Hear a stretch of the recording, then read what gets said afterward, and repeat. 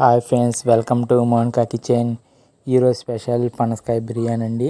పనసకాయ బిర్యానీ సంబంధించి ముందు నూనె ఒక పాత్ర తీసుకొని దాంట్లో కొంచెం నూనె వేసుకొని దాంట్లో వచ్చేప్పటికి లవంగాయి, చెక్క, అనాస పువ్వు, జాపత్రి, జాజికాయ ఇవన్నీ వేసుకోవాలండి. ఇవి కొంచెం బాగా దాంట్లో వేగాలి, మాడకూడదు. దాంట్లో వేడిన తర్వాత ఉల్లిపాయ, పచ్చిమిర్చి కట్ చేసుకుని వేసుకోవాలండి. అవన్నీ వేసుకొని తిప్పుకుంటూ ఉండాలి.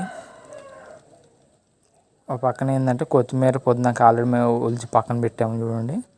ఉల్లిపాయ ముక్కలు కూడా తర్వాత మసాలా వేసి దానిలో వేగనీయాలి.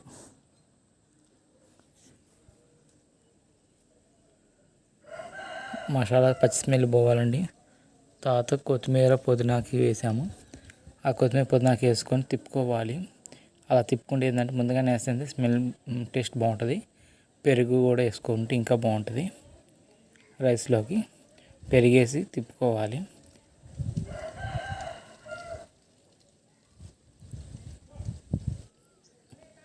మసాలా కూడా వేసాము మనం మసాలా కూడా చూడండి ఎలా ఉందో.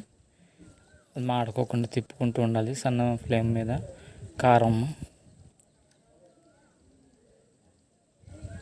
కారం వేసుకొని తిప్పుకుంటూ ఉండాలి.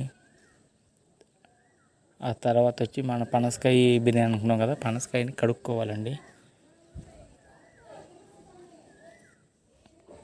అవి పనసకాయ కడిగి పక్కన పెట్టుకొని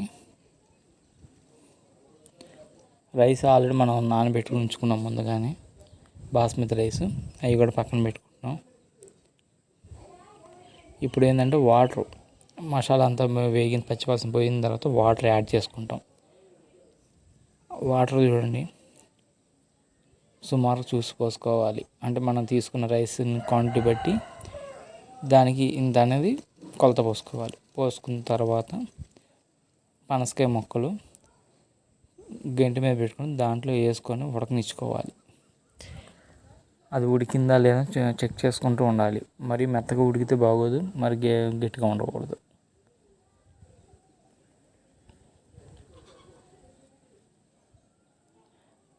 ఆ ముక్కలు వేసి తిప్పుకుంటూ ఉండి మళ్ళీ ఉడికిందా లేదా చూసుకోవాలి.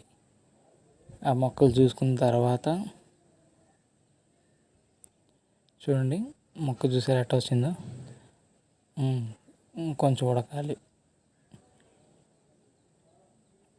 తిప్పుకుంటూ ఉండాలి, మాడకూడదు. అడుగున మసాలాలు వాటర్ మాడుకోకుండా చూసుకోవాలి. ఉడికిందండి పనసకాయ.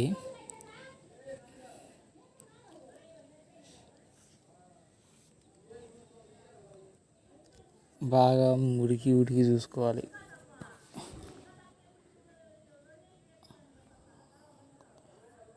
మళ్ళీ సాలిపోతే కొంచెం సాల్ట్ వేసుకుందాం.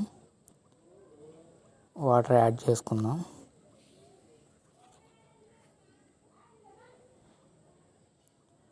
ఇప్పుడు మనం రైస్ కడిగించుకున్నాక రైస్ వేస్తున్నాం. ఆ రైస్ వేసుకొని ఉడకనిచ్చుకోవాలి. ఆ కాగిన ఎసరులో ఆ ఉడికింది అయిపోయిన తర్వాత చూడండి, బిర్యానీ రెడీ. పనసకాయ బిర్యానీ. దీంట్లో